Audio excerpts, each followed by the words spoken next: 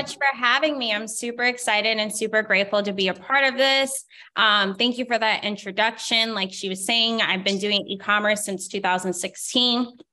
I've been very well educated in selling online, knowing what sells and knowing what platforms you guys can sell on in 2023, especially April.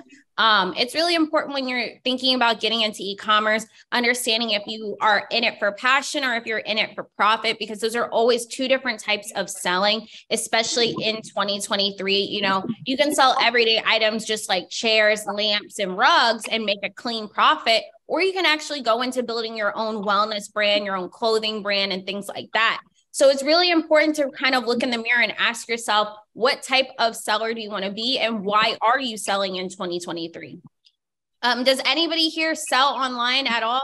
Anybody? No. Okay, I see a few people sell online.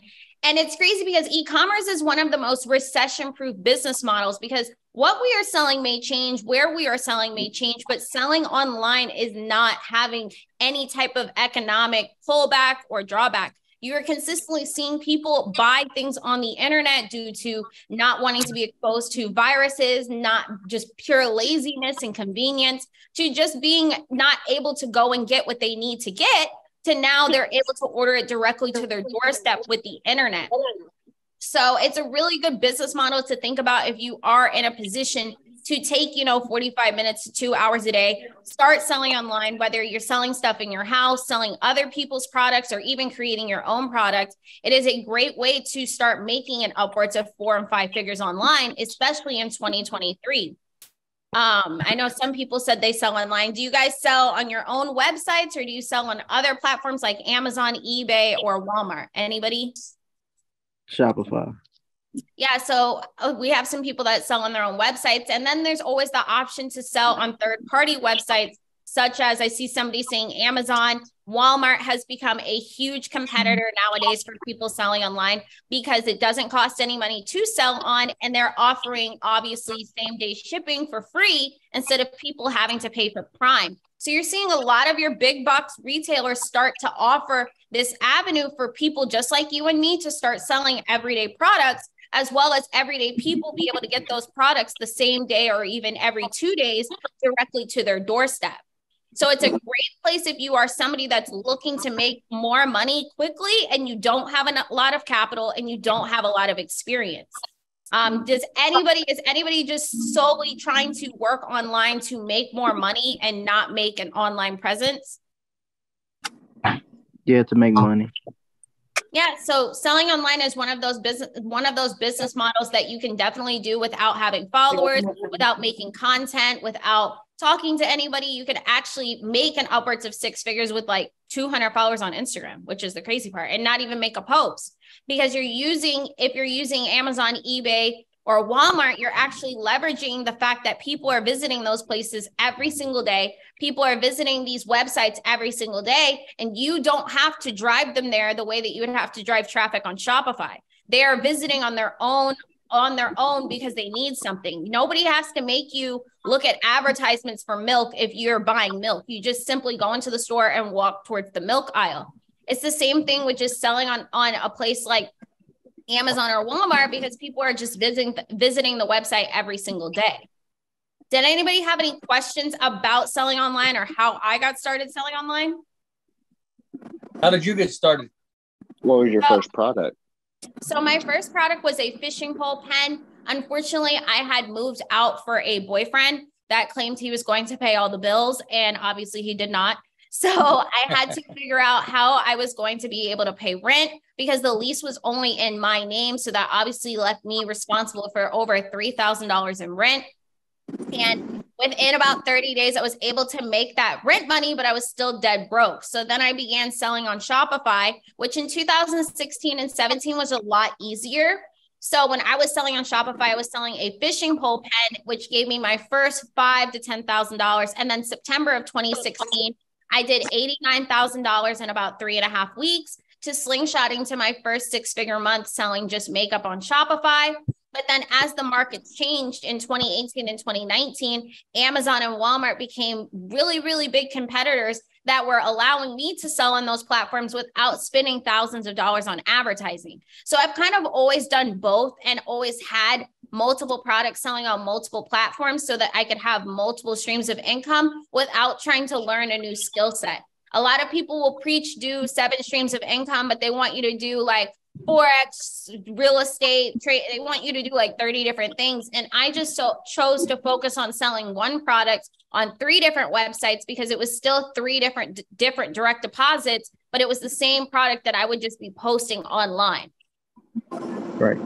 Did you have to keep inventory or how was that? So I did not keep inventory when I first got started. I wasn't selling enough that a bank or a payment processor felt like it was a risk. You know, when you're just starting out and you're selling, 1 or 2 products a day, then nobody's going to bother you. But when you get into the upwards, of hundreds of orders a day, you do want to have inventory. It makes the bank feel better. It makes the platform feel better because you're making so much money that in the event that you do not ship that product out, it becomes a risk. Because, again, these are hundreds of orders or even thousands of dollars every single day. At that point, you need to spend the money on inventory. You can afford it. So how did you do it initially, Christianna, if you weren't keeping inventory? I was drop shipping, and I actually, because of that, I can no longer bank at Chase that first 6-figure month because I drop shipped that first 256,000, which is not recommended. Oh, okay. But if you're making, $5,000 a month, they will not bother you. Okay, as long as you're at 5,000, you're clean. Yeah, you're just making like a little $200 a day. 100%, they will not bother you. But at some points, I was making upwards of like $30,000 a week on those fishing things. What was that? Fishing? The makeup, the fishing pole. I only sold I think I made like total like $11,000. Well, that's still a lot, girl. But the rent was, you got to think the rent was $3,000 and I was spending on ads. So my net was probably like $3,000 basically. I got you. So aside from just relying on traffic coming in from these sites, you were also doing ads, basically like Facebook ads? Yes. So I was doing Facebook advertising for my Shopify stores. I've always done that. Even with the Shopify brands that I have now that I've built up, we always do advertising. The advertising is because we have to draw people to that website. We have to make sure that people are obviously seeing our product, and Amazon, eBay, or Walmart don't have that problem because people are visiting those websites every single day nonstop. How much were you spending on ads when you were making all of that money? The credit card was for $5,000. So I was maxing it out. Yeah, so I was maxing it out, but I was able to pay it, so I didn't really care. Like, oh my gosh. Basically, you're like, I'm all in, right? Yeah. Do you have any advice for people looking into, doing ads for the first time and they're not sure? Be prepared to not make sales with the money you've spent. That's just something that you have to take into consideration is you're spending to understand where your target audience is, what your ideal customer looks like, and then you're tweaking those things. And don't underestimate the fact that you may have a website that is the problem. It may not be the product. It may very well be the actual website. So definitely spending money on your website is a huge, huge game changer. I feel like I've learned over the years is really taking the time to make the website more appealing to a buying audience. Okay, so we have Juan here with a question. Juan? Yeah, Christina. So I'm like new into this. I've been into coaching 3 years. What are some suggestions that you recommend for a first starter in e-commerce? You have to first decide what type of seller you are. Are you a person that is just trying to sell for profit, or are you trying to build an actual brand? Okay, if I have a brand, what will be the next step? So once you decide that you're going to be building a brand, you need to decide what niche you want to go into, and then what is your ideal customer for that niche. Okay, gotcha. For sure. Did you have a product in mind? Like right now, I mean, I'm doing like fitness and health and wellness coaching. So the product that I have on mind, that'll be like gym gear, like lifestyle clothing and all the stuff. So that's going to be something that I might be doing. Gym gear is definitely a good one. You should definitely look into supplements. The only reason I say supplements is because supplements nowadays are products that run out. You can actually build the lifetime value of your customer higher up because that product is constantly running out. That product constantly has to be purchased. So it allows people to come back multiple times. Okay, gotcha. That's really good. Okay. That was a great question. I see we have another question. You want to go ahead, sir? Wangani, can you hear us? Hello. Oh, okay. Thank you. I can hear you. Can you? Yeah, I wanted to find out what is it that I should do? Like, I want to, start my own business and sales and get more with the ads. How does that go? To start my own business, like I was even thinking of selling like motorcycles and things like that. Something which moves. Okay, so you want to sell motorcycles? Yeah. Are you trying to sell those online? Yeah, if I could, you could sell motorcycles on Facebook Marketplace. You could sell them on eBay. A lot of places that people are always looking for motor vehicles. How much money should I invest today? What if I say I invest like 9,000, 7,000? What would you be spending the 9,000 on? Just on like the stuff I'm selling, like to restaurate, see if it's good quality, and the product I'm selling is good. It's not gonna like someone buy it and it's gonna break or anything like that, falter. Okay, so you're investing the 9,000 in the motorcycles. So you would invest in the product and then you would just start listing the item online. Oh, okay, yeah, to see if how it's moving. Yeah. That's pretty good. So how long have you been doing you've been doing sales? How long have you been doing? How do you like it? Since I moved out in 2016. Oh, okay. Hell yeah, then. Yeah. Okay, yeah. Oh, that's pretty cool. Robert, you have a question for us? Yes, thanks a lot. Great to see you, Christianna. Quick question for you. I listed a product on Amazon. I had taken a course and basically, went through the process of picking a product. I put it up. I started doing the advertising and stuff like that, the pay-per-click and everything. And then I kind of got away from it for a little while. And it was essentially like a product that comes in a pack of 12. And so the boxes were, relatively large-ish. And I had sent over from China like about, 1,000 pieces. And the price that I was originally charging would have given me about probably a 25 to 30% profit margin. So that was fine. But then I had to mark them down. They weren't moving super fast. And I, got some reviews and stuff like that. And that was fine. But then, like I said, I got away for about 3 months. And when I went back, somebody had kind of hijacked my, product somehow. And they changed like the name, the brand name and everything. And it's like a minus $12,000 in the account and everything. So it's just been like a huge disaster. And the stock that I would have had should be still around 950. And it shows that it's down to like 100 or something like that. What would you recommend in that case for me to do? So I've never actually heard of somebody getting hacked on Amazon selling, but okay. I would have had 2-factor authorization on and make sure you had your email notifications on. So, cause you would have seen, some type of traction moving in that account. I think it's just important to protect your passwords, check your email, and don't let anything just sit like that. When you go back into it, I would fix the store's help, and I would, learn from what he was doing to make that product move. But I have heard of people hijacking listings and taking traffic. That is very popular. They've kind of cracked down and knocked down a lot of those with Section 3 suspensions, but I wouldn't give up on Amazon. I would just do more of a due diligence and be aware of your account. Okay, great. Thanks a lot. Mm-hmm. All right. Thank you, Rob. Christian, you have a question for us? Yeah, I got 2 questions. Thank you for the time first, but do you think it's harder or easier now to get on like e-commerce and stuff like that? I definitely think it's harder to make quick money.